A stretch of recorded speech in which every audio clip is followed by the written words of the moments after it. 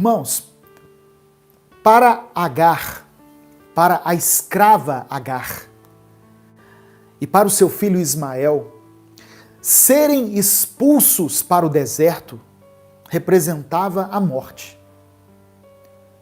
Ser largado no meio do deserto sem nenhum recurso era uma sentença de morte. Só que uma coisa que Deus falou ao meu coração aqui era o seguinte: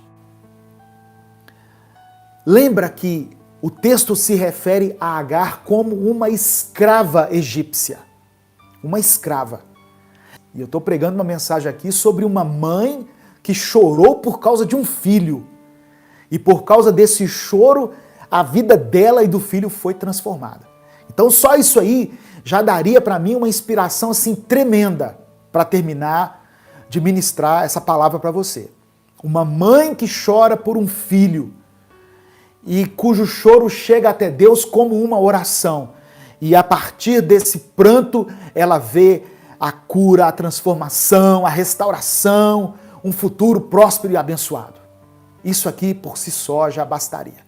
Só que nesse mês de maio, no dia 13, se eu estiver errado, me corrijam aqui, no dia 13 de maio, comemora-se aqui no Brasil a abolição da escravatura.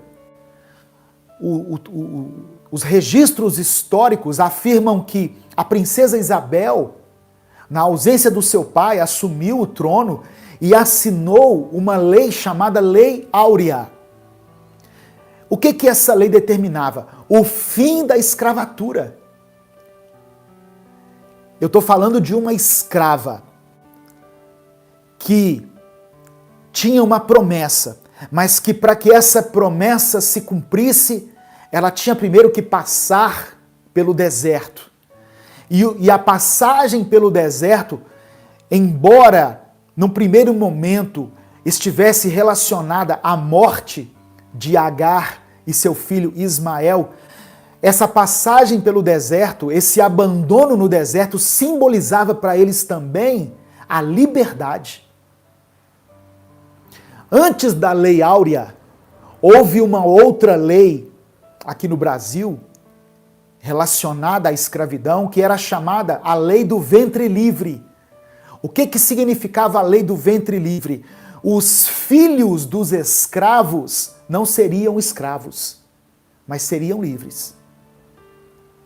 Só que no caso de Agar, o filho Ismael também seria um escravo, porque era assim que funcionava na escravidão. Se um escravo tivesse um filho, embora esse filho tivesse sido gerado no ventre da escrava, ele não seria propriedade dela. Ele estaria sob a guarda do seu senhor. Então os filhos de escravos também seriam escravos. Até que veio a lei do ventre livre. E depois a Lei Áurea, que aboliu a escravidão. Isso não faz muito tempo, não, é pouco mais de 100 anos que a escravidão foi abolida aqui no Brasil. É algo assim muito recente. Talvez a sua avó, a sua bisavó tenha casos aí para te contar de escravos. Olha que coisa absurda. Isso aconteceu aqui no Brasil e no mundo. Uma lei assim, sem palavras para descrever um negócio desse. Dizer que um ser humano deveria ser escravo por causa da cor da sua pele. Bom, mas o que Deus ministrou ao meu coração?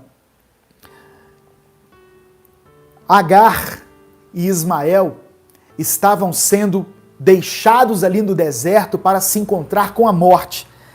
Mas aquele abandono simbolizava para eles também a liberdade.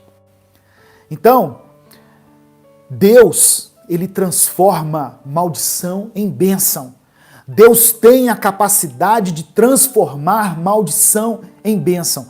Nós estamos vivendo um momento de crise, da maior crise que a nossa geração experimentou. Pastor, a gripe espanhola foi pior. Ok, mas eu não estava lá. E talvez você também não, porque ela aconteceu em 1918. A maioria das pessoas que nasceu em 1918 já se foi. A nossa geração, a maioria das pessoas dessa geração não experimentou uma crise tão grande, tão contundente como essa. Só que eu quero dizer para você que Deus pode transformar maldição em bênção. O que Deus vai fazer com a vida espiritual de muitas pessoas, no meio dessa crise, no meio dessa pandemia, não está escrito. Deus tem um propósito, mesmo no meio do deserto, mesmo no meio da escassez, mesmo quando os recursos acabam, quando as portas se fecham, as suas promessas continuam. Amém? Se você recebe essa palavra, diga: eu recebo em nome de Jesus. Deus, para operar um milagre, ele precisa de uma circunstância adversa. Então, no meio do caos, no meio da crise da vida, da maior crise da vida de Agar e de Ismael, Deus operou um milagre. Lembra que o nome de Ismael é Deus ouve.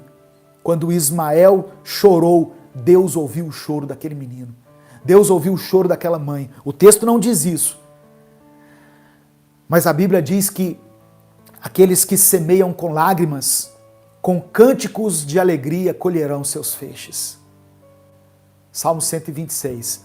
Então, o que Agar estava fazendo ali era uma oração através das suas lágrimas.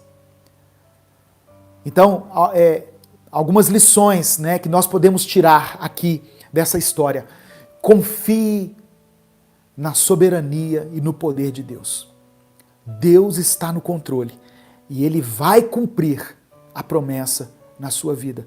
No versículo 13, olha o que está escrito. Quando Abraão ficou triste, porque ele teria que abandonar Agar no deserto, junto com seu filho, Abraão ficou muito triste, irmãos, porque aquilo envolvia um filho dele. O verso 11 diz, olha, isso perturbou demais Abraão, pois envolvia um filho seu. Abraão, ele sabia o que era ter que entregar um filho. Ele passou por isso com Isaac. Lembra quando Deus pediu que Isaac fosse sacrificado?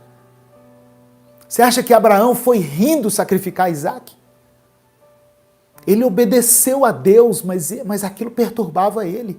A mesma coisa era com Ismael, porque Ismael era filho também. Ah, pastor, era filho da outra, era filho bastardo. Para Abraão era filho. Então aquilo perturbou ele. Mas olha o que Deus fala no verso 12.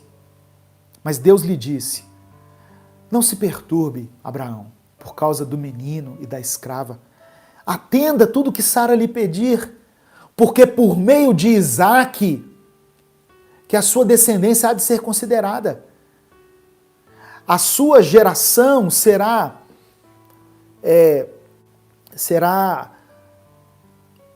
a palavra aqui, será considerada, né, é o que diz o texto. Eu vou dar continuidade, essa palavra que eu queria deixar, eu darei continuidade à sua descendência através de Isaque. Isaque é o seu filho legítimo. Mas no verso 13 Deus fala assim, olha, mas também do filho da escrava eu farei um povo. Afinal, ele é seu descendente. Abraão, não tenha medo. Não tenha medo. Eu é quem estou levando Agar e Ismael para o deserto. A palavra que eu deixo para você, não tenha medo. Confie na soberania de Deus. Pastor, as coisas estão muito difíceis, está acontecendo muita coisa e tem sido um tempo de muita luta. Confie em Deus, confie na soberania de Deus. A sua vida está nas mãos do Senhor. Amém? Louvado seja o nome do Senhor. A segunda coisa, creia no seu milagre. Creia no seu milagre. Deus providenciou um poço no deserto para que Agar e Ismael sobrevivessem. E Deus também não vai te abandonar. Ele é Deus. Irmãos, conte com o milagre. Receba o seu milagre. Mesmo que tudo diga não, mesmo que as circunstâncias estejam sendo contrárias, Deus, Ele pode enviar um anjo para suprir as suas necessidades. Amém? Em nome de Jesus. Esteja aberto para ver o impossível acontecer na sua vida.